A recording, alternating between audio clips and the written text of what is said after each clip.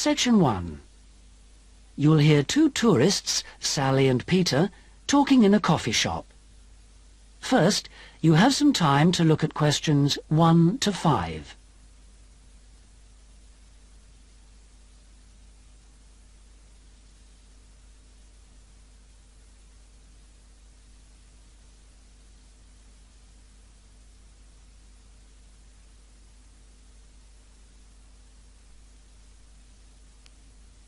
You'll see that there is an example that has been done for you. On this occasion only, the conversation relating to this will be played first. Oh, Peter, there you are. You've been ages. What kept you so long? I'm sorry I'm so late, Sally. Have you been waiting long? Oh, half an hour. But it doesn't matter. I've had a coffee, and I've been reading this guidebook for tourists. Sally has been waiting half an hour for Peter, so C has been circled. Now we shall begin. You should answer the questions as you listen, because you will not hear the recording a second time. Listen carefully and answer questions 1 to 5. Oh, Peter, there you are. You've been ages. What kept you so long? I'm sorry I'm so late, Sally. Have you been waiting long? Oh, half an hour. But it doesn't matter. I've had a coffee, and I've been reading this guidebook for tourists. Sit down. You look very hot and tired. What would you like to drink? I'd love a really chilled mineral water or something. Will you have another coffee? Yes, I will. The waitress will be back in a moment. Why were you so late? Did something happen? Yes. You know, I went to the bank to cash some traveler's checks. Well, the exchange rate was looking healthy, but when I went to the teller, they told me the computer system was temporarily down, so they couldn't do any transactions. They said the problem would be fixed in a few minutes, so I waited. And then I started talking to another guy in the bank, and I forgot the time. Really? Someone you met in the bank? Does he work there? No, he was a tourist from New York. His name's Henry, and he's been here for a week, but he's moving on to Germany tomorrow. He's an architect, and he's spending 4 weeks traveling around Europe. Just like us? Yeah, just like us. He told me the names of some places where we should eat. Great food, and not too expensive, he said. Oh, and he also gave me this map of the bus system. He said he didn't need it anymore. Oh, that's useful. Pity he's moving on tomorrow. Ah, here's the waitress. Let's order. Do you want anything to eat, or shall we just have a drink? Well, I'm hungry, and we've got a lot of sightseeing to do, so let's just have a snack and a drink. Sounds good to me. Before you hear the rest of the conversation, you have some time to look at questions 6 to 10.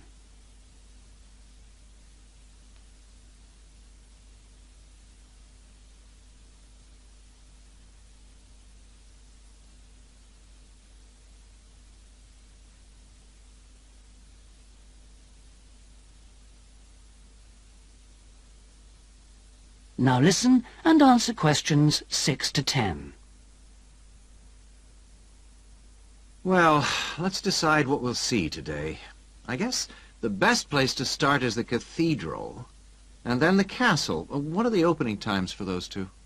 Well, according to this guidebook, the cathedral is only open from 9:30 in the morning until midday. Oh, no, hang on. That's the Cathedral Museum.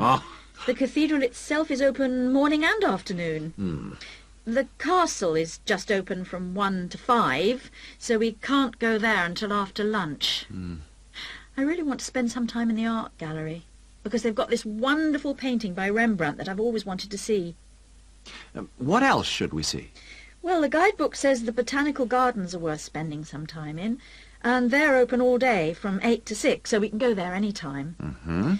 I'd like to go to the markets near the river, too, but, oh, no, wait, that's only in the mornings, too. As well as today and tomorrow, we can see some other places on Monday, you know. But I don't think the markets will be open then. They only open on Thursdays, so we've missed them for this week. Maybe we should go to the cathedral today because it's Sunday tomorrow, and even though it's open every day, it might be more difficult to get in tomorrow because of the church services. That's true. But the art gallery isn't open on Sundays at all, so we'll have to go there today. The castle's open every day except Mondays, so we're okay there. And the gardens, of course, only close at night. Are all these places free, or do we have to pay to go in? What does the guidebook say?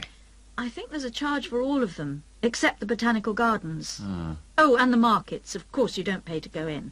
Okay. Well, it looks like our plan is this. We'll go to see the painting you like first, the Rembrandt, then have lunch, and go on to the castle after that, and then the cathedral. Okay. It says here that the roof of the cathedral is really beautiful. Is that right? What I really want to do at the cathedral is climb the tower. The view is supposed to be spectacular. Okay, well, that'll be more than enough for today. Then tomorrow, let's go to the botanical gardens and have a picnic. I want to sit by the river and watch the swans. This city's famous for them. That is the end of section 1. You now have half a minute to check your answers.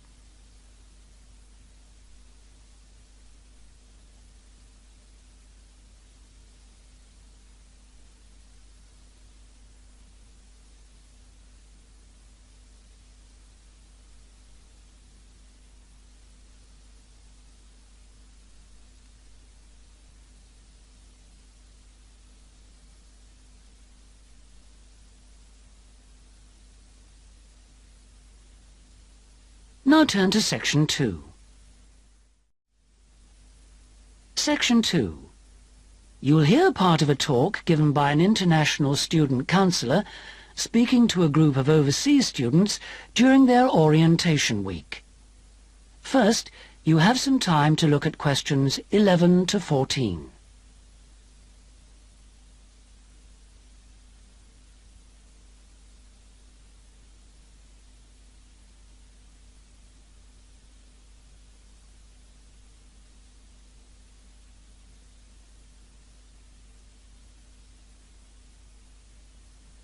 Now listen carefully and answer questions 11 to 14. So the counseling services we offer deal with any problems arising from your studies or in your life outside the university. Let's take academic counseling. If you're confused about subjects or how to combine them in your degree, then we can advise you and discuss the career you are aiming for so that you can see it all in context. We can also chase up your tutor if you're not getting proper feedback on how you are getting on in your subject. Besides help with academic problems, you may also need personal counseling. If you think you're already under stress, well, just wait till classes begin next week.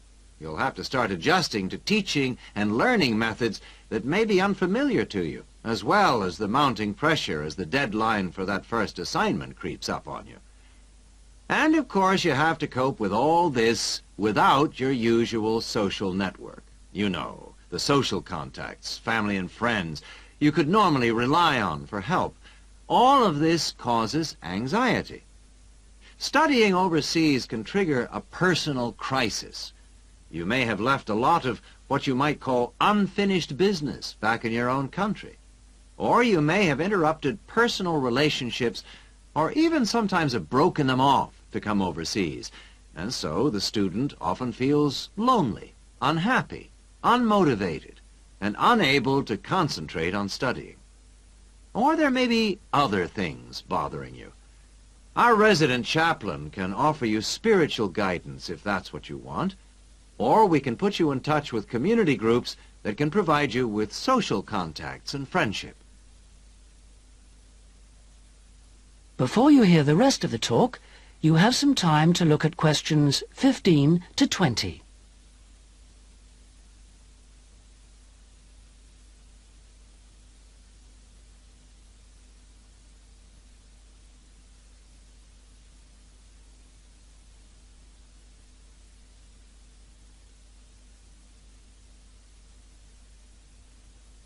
Now listen and answer questions 15 to 20. What about exam stress? It affects nearly everyone to some extent, but especially overseas students like yourselves. There may be a huge amount of family pressure on you to succeed. And if you fail a subject, or drop out of a course because it's too difficult, then your self-esteem can suffer. But it's not the end of the world if you don't pass an exam. I had to resit first-year anthropology, so I can certainly offer you a sympathetic ear. Anyway, exam failure can lead to worrying changes in the way you normally behave. You may also be off your food, or you may have dietary problems because the local food is not to your liking and upsets you, and this can affect your health and studies. Glenda Roberts is our dietitian in the health service, and we can put you on to her. And we all have money problems, don't we? But remember, full-time students can get a low-interest loan of up to $600 to buy books and for similar study-related expenses. That's right. And you can get double that amount if you can't afford an item of equipment you need for your course, a musical instrument, for example. And it doesn't stop there. When you move into a flat, starting up expenses, including furniture for it, can be covered by a loan through the welfare service. See Jill Freeman for details. Can we help you? Well, last academic year, in spite of staff cuts, we counseled 240 international students for a total of 2,600 hours counseling. And finally, we won all but just one of the 12 appeals that we launched on behalf of students. Not too bad for an understaffed service, don't you think? That's all from me. Thank you. That is the end of section 2. You now have half a minute to check your answers.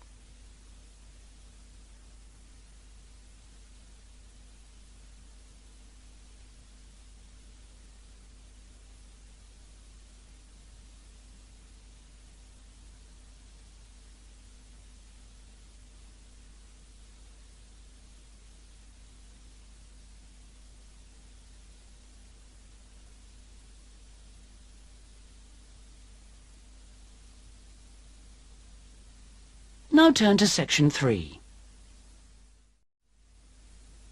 Section 3. You'll hear 3 friends discussing an assignment they're going to work on together. First, you have some time to look at questions 21 to 26.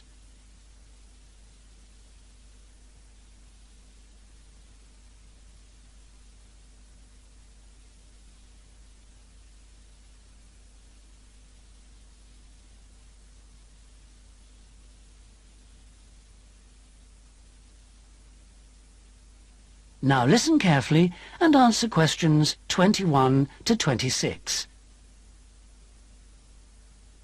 Oh, there you are. Good.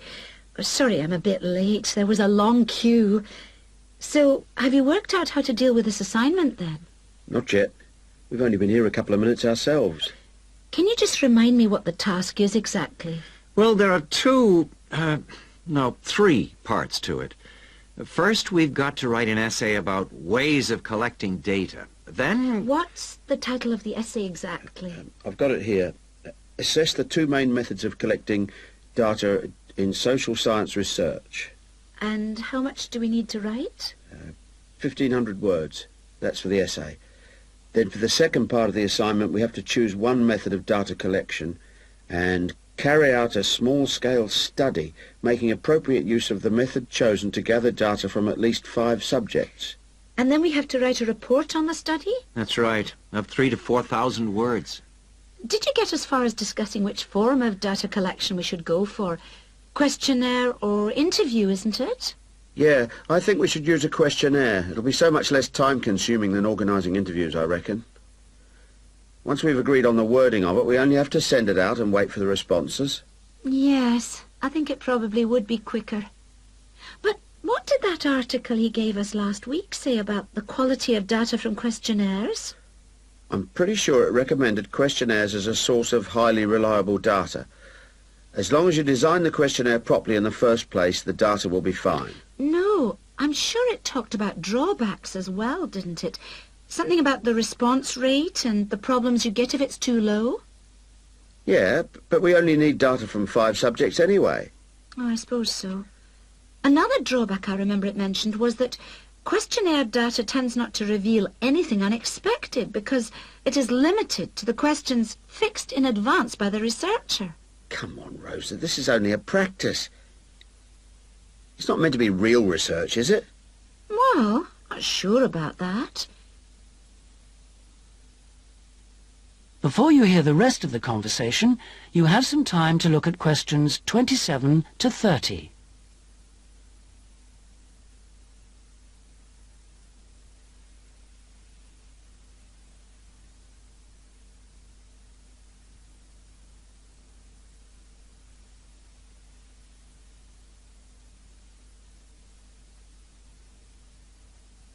Now listen and answer questions 27 to 30.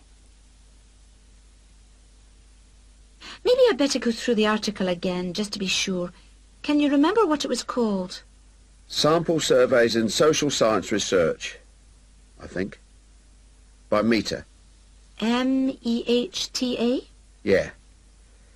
And he also recommended a more recent book called Survey Research by Bell, I think. It's in that series published by London University. And if we try to use interviews instead, I saw a book in the departmental library that'll be helpful. It's called Interviews That Work by Wilson, published in Oxford in 1988. Right. Oh, I've got a tutorial now.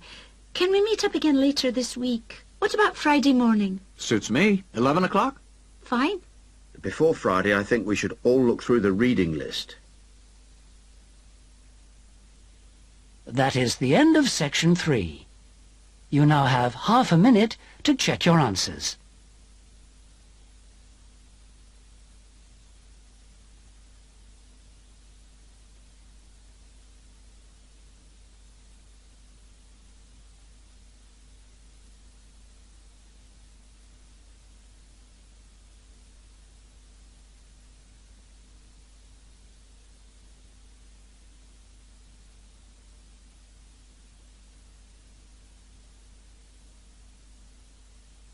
Now turn to section 4.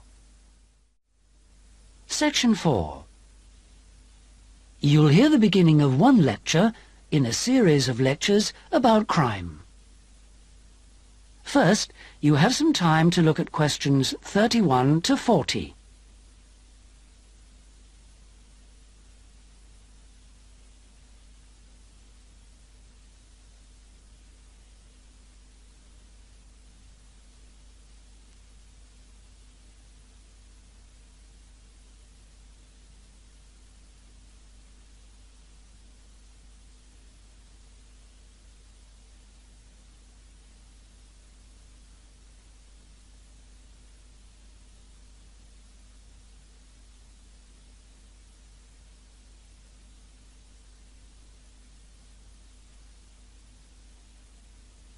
Now listen and answer questions 31 to 40.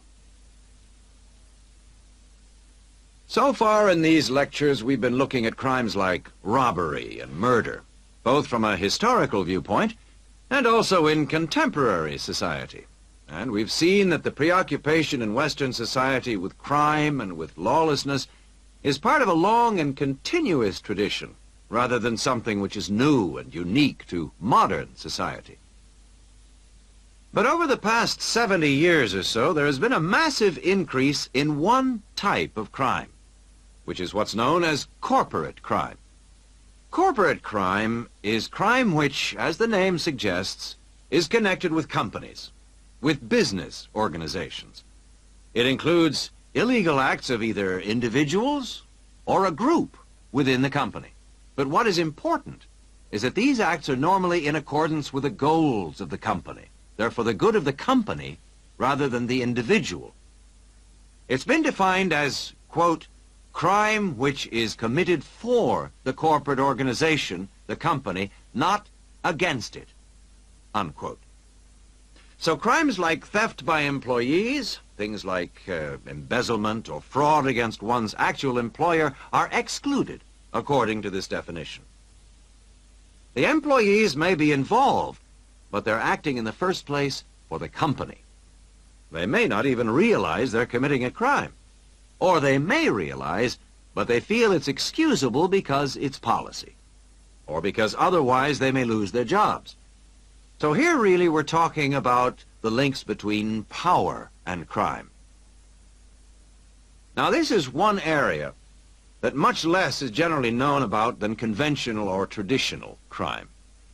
It has been relatively ignored by the mass media. For example, it tends to be underreported in comparison with conventional crime in news broadcasts and in crime serials and films and so on. They very rarely deal with corporate crime.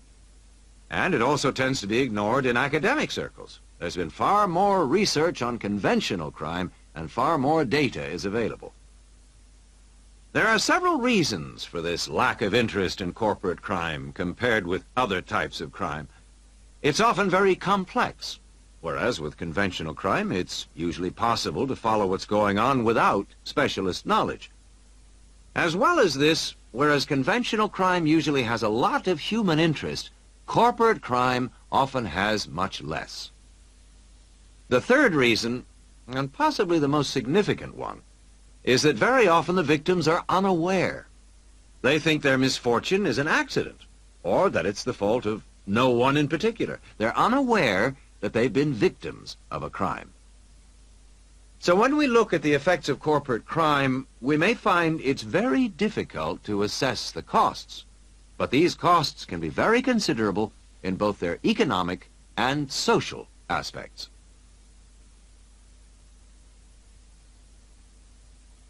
Let's look at the economic costs first. For example, if a company is producing fruit juice and it dilutes its product so that it's just a little below the concentration it should be, many millions of people may be paying a small amount extra for their carton of orange juice. Now, small amounts like this may seem insignificant for individual customers, too small to worry about. But for the company, this deception might result in massive illegal profit. However, all studies of corporate crime agree that the individuals are in fact deprived of far more money by such crime than they are by conventional crime like robbery and theft. In addition to this, we have to consider the social costs of corporate crime, and these are again very difficult to assess, but they are considerable.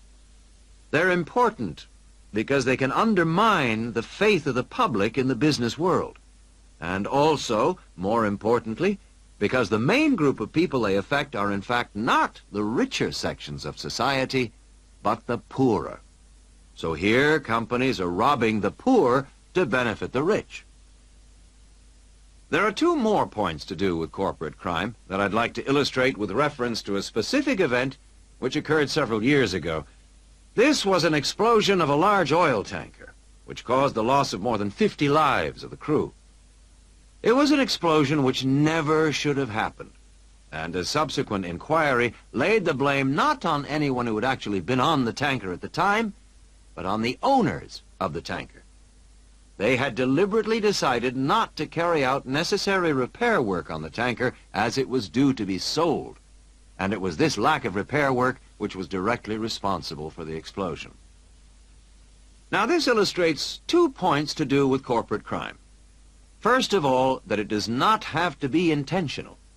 The owners of the tanker certainly did not intend it to explode, but very serious consequences can result from people or organizations not considering the possible results of their actions seriously enough. The main crime here was indifference to the human results, rather than actual intention to harm anyone, but that didn't make the results any less tragic. And this leads me to my second point, that corporate crime can have very severe consequences. It's not just a matter of companies making bigger profits than they should do, but of events which may affect the lives of innocent people. And yet very often, companies, because they say they didn't intend to harm anyone, can avoid taking responsibility for the results of their actions, and that has been a very dangerous loophole in the law. Now, a further example of corporate crime was the... That is the end of section 4. You now have half a minute to check your answers.